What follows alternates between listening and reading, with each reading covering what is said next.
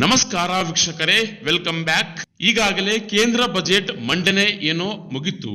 ಇದೀಗ ನಮ್ಮ ಕರ್ನಾಟಕ ರಾಜ್ಯದ 2025-26ನೇ ಸಾಲಿನ ಬಜೆಟ್ ಅನ್ನ ಸಿಎಂ ಸಿದ್ದರಾಮಯ್ಯನವರಿಂದ ಇದೀಗ ಮಂಡನೆಯನ್ನ ಮಾಡಲಿಕ್ಕೆ ಎಲ್ಲಾ ರೀತಿಯಿಂದ ಸಿದ್ಧತೆಯನ್ನ ಮಾಡಿಕೊಳ್ಳಲಾಗಿದ್ದು ಪೂರ್ವಭಾವಿ ಸಭೆಯನ್ನ ನಡೆಸಲಾಗಿದೆ.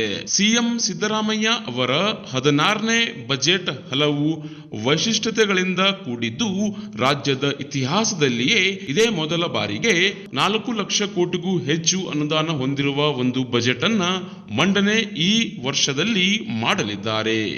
ಎಸ್ ವೀಕ್ಷಕರೇ, ಈ ಬಜೆಟ್ ನಲ್ಲಿ ಇದೀಗ ಎಲ್ಲ ರಾಜ್ಯಾದ್ಯಂತ ಮಹಿಳೆಯರಿಗೆ, ರೈತರಿಗೆ ಹಾಗೂ ಕೂಲಿ ಕೆಲಸ ಮಾಡುತ್ತಿರುವ ಕಾರ್ಮಿಕರಿಗೆ, ಎಂಜಿ ನರೇಗಾ ಅಡಿಯಲ್ಲಿ ಕೂಲಿ ಮಾಡುತ್ತಿರುವ ಪ್ರತಿಯೊಬ್ಬರಿಗೂ ಸೇರಿದಂತೆ ರೈತರಿಗೂ ಕೂಡ ಈ ಬಜೆಟ್ ನಲ್ಲಿ ಬಂಪರ್ ಘೋಷಣೆ ಆಗಲಿದೆ ವೀಕ್ಷಕರೇ.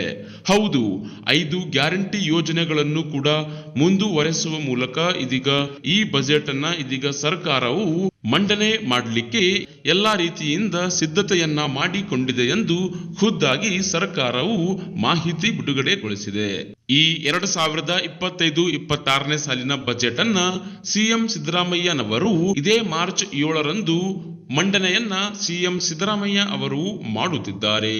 ಈಗಾಗಲೇ ಎಲ್ಲ ಇಲಾಖೆಗಳ ಅಧಿಕಾರಿಗಳೊಂದಿಗೆ ಮತ್ತು ಸಚಿವರೊಂದಿಗೆ ಪೂರ್ವಭಾವಿ ಸಭೆಯನ್ನ ನಡೆಸಲಾಗಿದ್ದು, ಗ್ಯಾರಂಟಿ ಯೋಜನೆಯ ಅಡಿಯಲ್ಲಿ ಈಗಾಗಲೇ ನೀಡಲಾಗುತ್ತಿರುವ ಗೃಹಲಕ್ಷ್ಮಿ ಹಣ, ಅನ್ನಭಾಗ್ಯ ಹಣ ಸೇರಿದಂತೆ ಹೀಗೆ ಗ್ಯಾರಂಟಿ ಯೋಜನೆಗಳ ಬಾಕಿ ಇರುವ ಹಣಗಳನ್ನ ಎಲ್ಲ ಫಲಾನುಭವಿಗಳ ಖಾತೆಗೆ ಶೀಘ್ರದಲ್ಲಿಯೇ ಜಮಾ ಮಾಡುವುದರ ಮೂಲಕ ಮತ್ತೆ ಹೊಸ ಯೋಜನೆಯನ್ನ ಘೋಷಣೆ ಮಾಡಲಿಕ್ಕೆ ಇದೀಗ ಸರ್ಕಾರವು ತೀರ್ಮಾನ ತೆಗೆದುಕೊಳ್ಳಲಿದೆ.